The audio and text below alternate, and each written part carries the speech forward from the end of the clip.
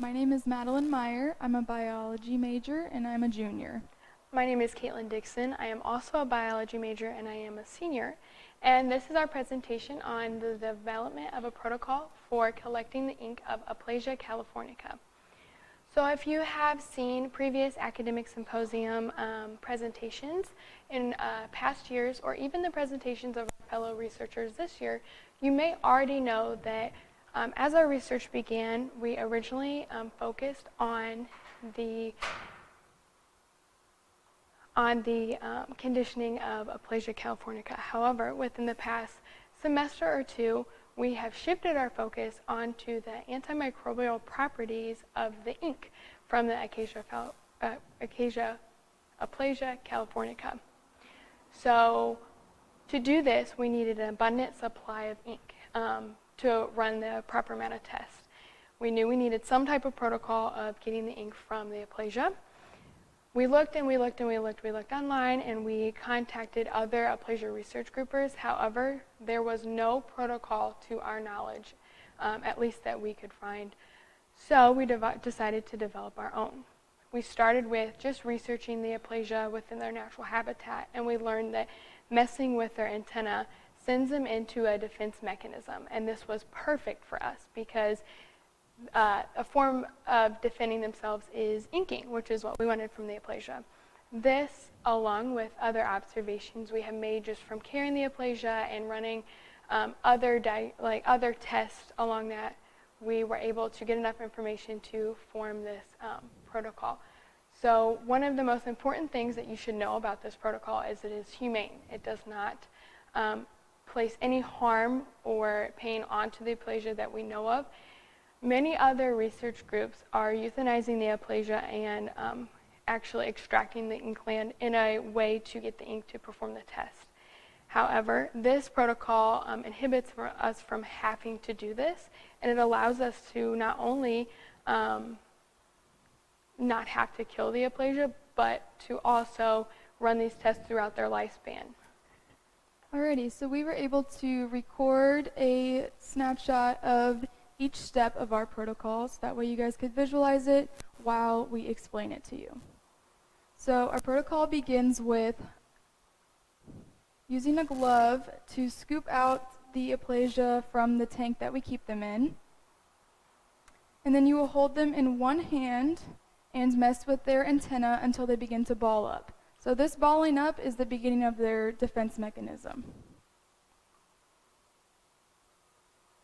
After the Aplysia ball up, then you're going to shift the Aplysia 10 times between each hand. The purpose of this shifting is just to continue their defense mechanism to simulate that they are in danger. So after you've shifted them 10 times between each hand, you will drop them into the holding container, and then you'll use a sterile pipette and drop 0.5 milliliters of instant ocean onto them. And then you can move them around a little bit until they begin to ink. Once they begin to ink, you'll use another sterile pipette to collect the ink.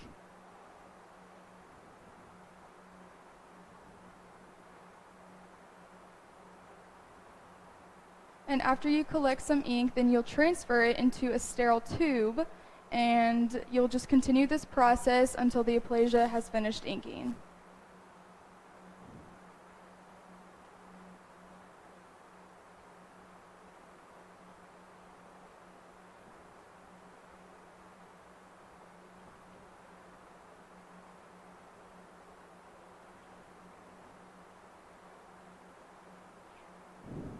So once the Aplysia has finished inking and you've transferred the ink into the sterile tube, you'll make sure to label that tube with the date and letter that the Aplysia, or that the ink came from. And then that tube is stored at 4 degrees Celsius.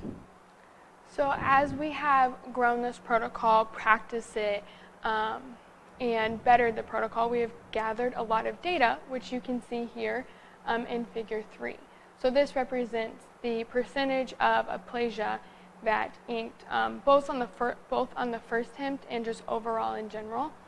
Our protocol has had a 93.75% effectivity rate.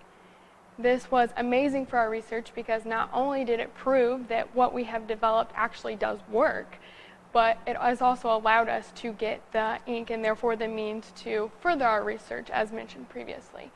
So the blue bars here represent the percentage of Aplysia that inked on the first try using the protocol.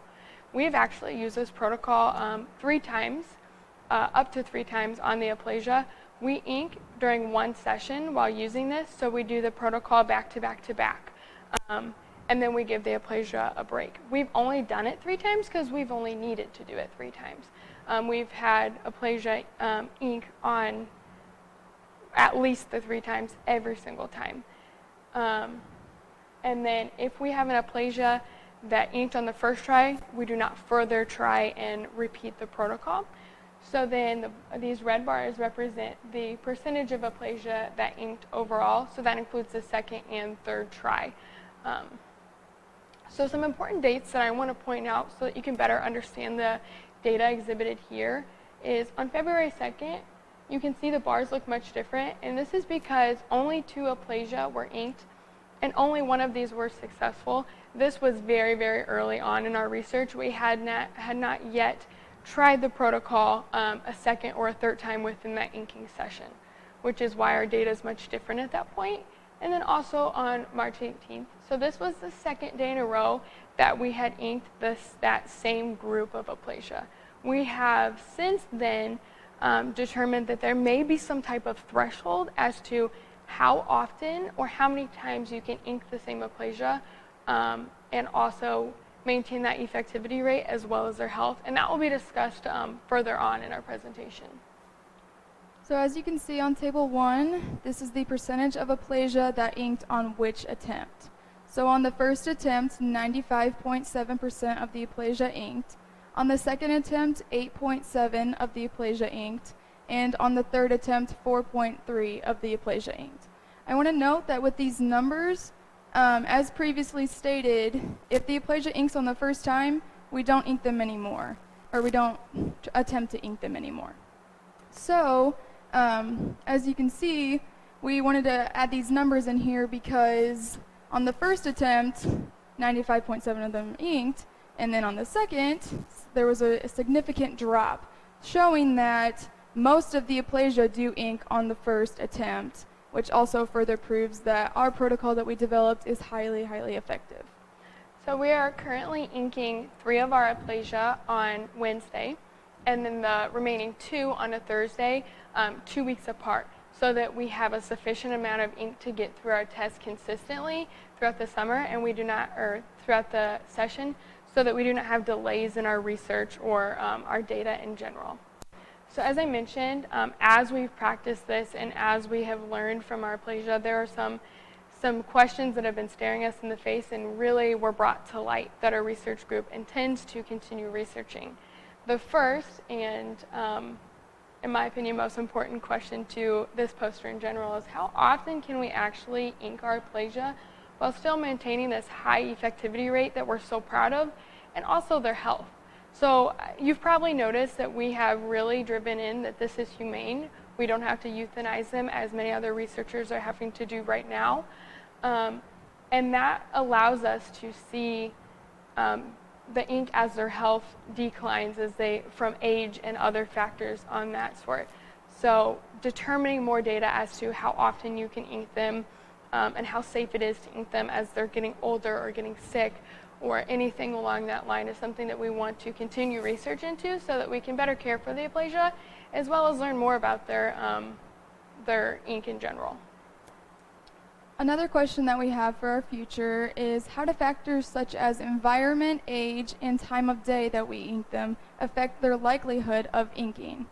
So when we're talking about this, we really want to touch on their age. So we do keep these Aplysia until they are no longer viable, and because of our protocol being so humane and safe, we are able to test to see how the younger Aplysia ink compared to how the older Aplysia can ink. Our third question is, how does the storage of the ink affect our experimental results?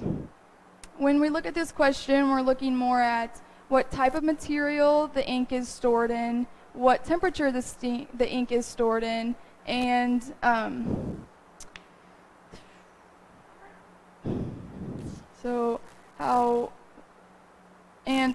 how long we keep the ink for.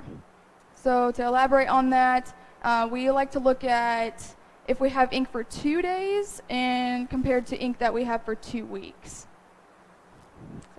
So this concludes our presentation. I would like to open up the floor to any questions that you may have developed throughout our presentation. What do the Aplysia eat? So the Aplysia actually eat red algae, which is kept in a live tank in water at the proper temperature, similar to the temperature that the Aplysia is set at. Now, as this algae gets older, it actually starts to green and get more mushy. We have found that the Aplysia really, really don't like this, so they'll choose eventually just not to eat, and that can lead to worse health and things like that. And we have to special order it from Florida because it has to be kept in instant ocean. We have found that the ink becomes a little less viscous and a little lighter in color, as well as the Aplysia ink, they start to ink less and less and less. So that's something that we would like to continue kind of looking into. Yeah, not only do they give off less ink, they're less likely to ink, we're finding. And once they become to like a certain sickness or like bad health just from age, we completely stop inking them. We've learned that's about 4 months in the wild, but that all depends on environment and other factors. We get them at a juvenile age, and we just keep them until they're no longer viable. That's something that we're very proud about is when research first started 4 years ago, the Aplysia were living about 1 week in our research lab. We currently have Aplysia that are between 3 and 3.5 months old. So not only have we bettered our skills at caring for them, but we have learned more about how to respond to their needs and communication with them. So one of the most interesting things about Aplysia is they're actually hermaphroditic. They are neither male or female. They're essentially both. So therefore there's no evidence that there's a difference between the male and the female version.